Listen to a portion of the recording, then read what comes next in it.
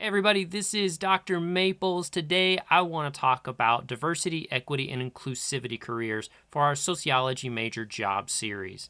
DEI jobs are a rising part of our labor market, and it's a great area where sociology majors are making a huge contribution. So let's talk more about what you need to do with your major and your time at university to get into this career. We'll talk start to finish about the kinds of things you need to be thinking about to make sure you get the job that you want. Got a lot to talk about today, so let's get started.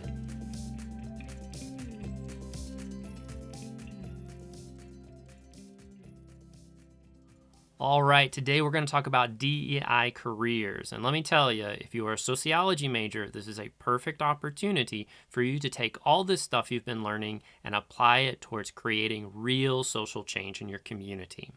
DEI as a career is always dedicated to this idea of identifying and overcoming barriers in our workforce and more. DEI tries to understand what kinds of things are standing in the way towards people being included in our workforce and having an equal experience to what others have. This is a great area for sociology.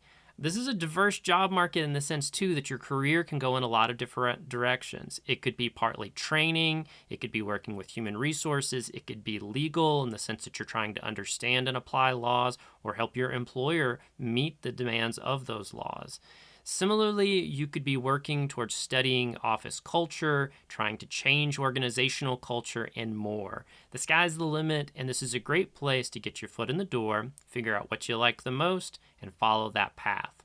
But first, what we need to do is think about the kinds of classes that you need to take and the things that you need to be thinking about for the next few years so that you're ready for this career. Let's get a start on that. So let's think about what you need to be thinking about for your required sociology major courses. With your intro sociology class, I want you to spend extra time getting comfortable with the terminology in your stratification and inequality sections, as well as any sections on race, ethnicity, sexuality, sex, gender, and so forth. Be comfortable with the terminology and what it means, and practice understanding how you would communicate those ideas to others, especially people that maybe don't want to hear these ideas. This gives you a great opportunity to apply what you've learned in a very 100-level class to the future of your career. Now, when you get to your social statistics class, this one's probably less important than others, but it is a good chance for you to start thinking about how we measure ideas like sex, race, and so forth in surveys. And that might be something that you get a chance to play with in that class. Theory is one that you really need to focus on. Obviously, get comfortable with things like feminist theory and any of the critical theories that feel like apply to DEI. But also, be thinking about theories of social change. How is it that our society changes over time? What creates these changes? What's required for those kinds of changes? Also, too, thinking about why people may not want to change or think differently about ideas that they have learned their entire lives. Thinking, too, about how individuals are socialized could be helpful here. And thinking about theories that explain these big macro ideas are always going to be pure gold for when you hit the labor market. In the methods class, it's really about getting some basic skills. We want to make sure that you know how to do an interview, how to do an observation, and to a lesser degree, surveys, specifically measuring complex ideas like sex, race, and so forth. Also, knowing how to design a good study is going to help you because you're going to be able to read other people's studies, understand how they've been designed if they were done well. And honestly, I think being good at methodology makes you a good teacher, and that's something that you'll get to maybe practice in your job as you teach others about what you've learned. Your capstone course is a great chance for you to put a big bow on everything that you've learned. And in this case, I would actually suggest doing some studies on DEI on your campus. Think about students. What are some of the barriers that they're experiencing? What are some of the things that you would recommend to your university to help address these issues? This can also relate to things like recruitment, attracting people to campus, keeping people from being driven away from campus, and more. So you can go in a lot of different directions with a student-related study exploring DEI. Now, these are your major classes, but we also want to think about all the other sociology classes that you'll be taking. Now, sociology majors generally get plus or minus 15 hours that they can take any sociology class and count that towards their major. This lets you explore your areas of interest. And for a DEI career, you could keep it simple and just take all the diversity classes. That could include courses on race, gender, sexualities, and so forth. That's the easy approach. But not all programs will offer a lot of these courses. Mine offers a lot. You could take all of your optional courses in the field. And in other programs, they may only have one or two. So we need to have some options just in case. Courses related to demography are another backup because they can help you understand the migrant experience. Courses in media can help you understand how we present DEI concepts and diversity and so forth in the media and how people perceive that, which will help you understand how to explain these ideas later on. Understanding and taking courses on social change can also be a really good addition here.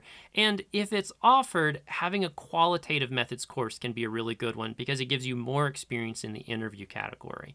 An alternative to that, if there's no qualitative methods course, would also be working with a qualitative researcher in your program and do a directed research, special topics, or something like that. Again, you can't go wrong for DEI jobs just taking all diversity courses. But if you don't have those opportunities, you still have some great options in any sociology program. And we're going to enhance those by thinking about our gen ed classes next. Actually, before we talk about those gen eds, are you enjoying these videos? Are they helpful?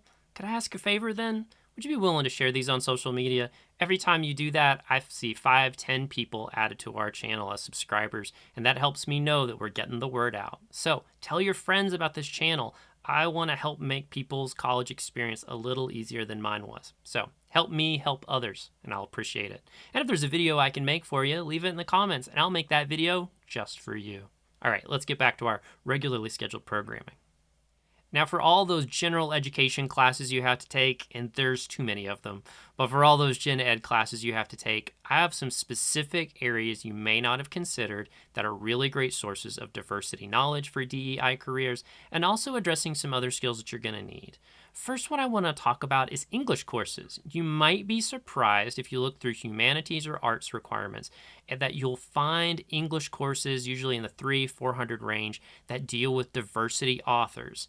This is the kind of place that you can take courses in DEI that you may not have considered it, and where you can get exposed to the ideas of, say, Bell Hooks, who used to be one of my neighbors here in Berea, and many, many other authors that can change how you understand the world. Next, we also need to think about communications, courses that have anything to do with helping you communicate ideas, whether that's in written report or through speaking, but also public speaking. I know you didn't want to take it. I didn't want to take it either, but let me tell you, learning how to present ideas confidently to other people, even in just an office environment, will be improved by taking that class. I'm sorry, I know, but take my word for it. Another one that may surprise you is also looking for courses in law. Now, this can include something simple like focusing on principles of law, philosophy of law, or it could be courses that are introducing you to the idea of, being some kind of clerk in a law office. This is good because it's going to give you a chance to become more familiar about how law thinks, how it is applied, and even give you a chance to study some big cases. Same thing goes too if there's any basic business classes, even if it's like an office style thing to help you just understand how the office environment works. These are going to be courses that are really going to help you because there's a decent chance that your DEI work is somehow going to relate to office culture and more. This one you may have considered, but there's often courses in the diversity categories for African and African American studies, women and gender studies, and other diversity categories beyond that. Take these. In fact, we'll talk in a moment about considering these as minor pairings because you can double dip with your gen eds and your minors at most colleges and universities. If you'd like me to do a video about that, let me know in the comments below and I'll do that one just for you. But this is a great chance for you to explore diversity in some very specific areas while also building on a minor. Finally, and this one may surprise you, but it's one of my areas, I want you to think about the history of American labor, particularly post-1900s if you have a particular range that's being offered. This gives you a chance to understand over the last 100+ years how the labor market has changed and how diversity has been part of that. We need to understand how things like World War II changed how we see the labor market. Now, as I mentioned with your gen eds, we want to start thinking about minors and certifications. First off, though, before we do that, I want you to take a moment to look at all the kinds of DEI jobs out there. Type in DEI jobs on any search engine, and you're going to start seeing that there's a lot of them, and they cover a really wide swath of dirt. What you need to do is start digging through those now, early in your career, or if it's late in your career, that's okay. But start digging through those ideas and find out what really interests you. And then let's pick a minor that addresses some of those issues. For example, if you're really interested in DEI in an office environment, picking a minor in things like business or marketing or even certifications in management would be really helpful to your career. Communications is another good one because, again, any communications class you take is going to make you that much better at presenting really complicated ideas to people who may or may not want to hear them. This is going to make you a much, much better person in your field. An easy one, though, to pick would be minors in things like women and gender studies, African and African American studies, sexualities, and any number of other similar certifications or minors offered at your university. You can't go wrong with these. They're going to support you. One that's not on my list here is definitely the legal industry. If there's such a thing as a legal minor that's available at your university, I personally think that would be an excellent choice because, again, it's going to give you that experience of how the legal system works, a knowledge of major laws and that history and so forth.